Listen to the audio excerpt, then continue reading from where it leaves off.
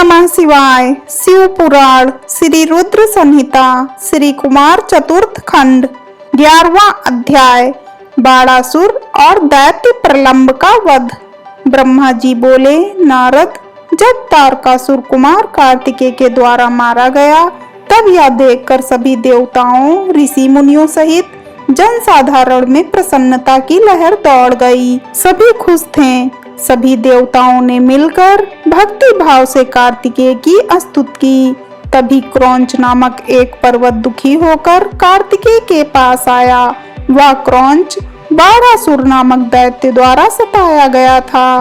वह कुमार के सामने हाथ जोड़कर खड़ा हो गया और भक्ति भाव से स्वामी कार्तिकेय की स्तुति करने लगा। तत्पश्चात बोला, हे प्रभु, बाणासुर मुझे बहुत कष्ट दे रहा है, आप उससे मेरी रक्षा कीजिए। तब कार्तिकेय ने पर्वतराज क्रौंच की स्तुति से प्रसन्न होकर क्रौंच को सांत्वना दी।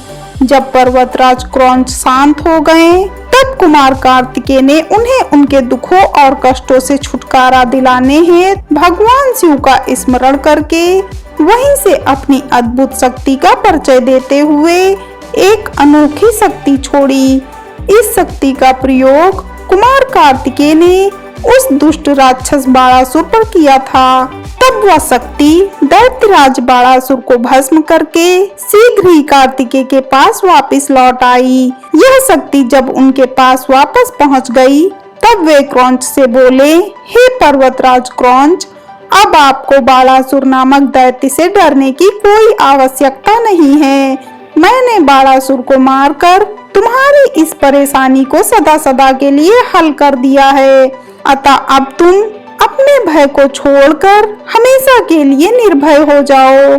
अब तुम प्रसन्नता पूर्वक अपने घर की ओर प्रस्थान करो। बाणासुर के भय से मुक्ति का समाचार पाकर पर्वतराज क्रौंच बहुत प्रसन्न हुआ और उसने भक्ति भाव से कार्तिकेय की स्तुति की। तत्पश्चात वह उनसे विदा लेकर अपने गृह स्थान की ओर चल दिया। वहां पहुंचकर क्रौंच ने अपने स्वामी कार्तिकेय की प्रसन्नता के लिए भगवान शिव के 3 शिवलिंगों की स्थापना की। प्रतिज्ञेश्वर, कपालेश्वर और कुमारेश्वर नामक ये 3 शिवलिंग विश्व विख्यात हैं और लोगों की आस्था और भक्ति का जीता जागता उदाहरण हैं। ये शिवलिंग सिद्धिदायक हैं और 16 महान ज्योतिर्लिंगों में सम्मिलित हैं। पर्वतराज क्रौंच के अपने स्थान पर वापस लौट जाने के उपरांत देवताओं के गुरु बृहस्पति ने कुमार कार्तिकेय से कहा कि कुमार, देवताओं द्वारा आपको शिव पार्वती की आज्ञा से यहाँ महाबली तारकासुर का वध करने के लिए लाया गया था।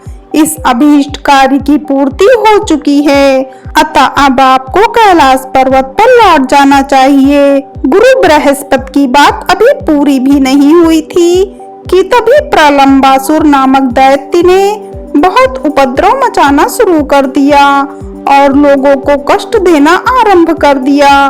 तब शेष जी के पुत्र कुमुद दुखी अवस्था में कुमार कार्तिकेय के पास आए। वहां आकर कुमुद ने कार्तिकेय की स्तुति की और कहा, हे प्रभु, मैं आपकी शरण में आया हूँ। हे गिरिजा पुत्र, मुझे प्रलंबासुर की प्रताड़ना से मुक्ति दिलाइए। तब कुमार कार्तिकेय ने प्रसन्नता पूर्वक कुमुद को प्रलंबासुर द्वारा किए गए कष्टों से मुक्ति दिलाने हेतु अपनी शक्ति द्वारा उसका भी संहार कर दिया। उस प्रलंबासुर को उसके साथियों सहित मरा जानकर उसके शेष पुत्र कुमुद ने कार्तिकेय की बहुत स्तुति की और अपने निवास स्थान पाताल को चला गया। हर हर महादेव।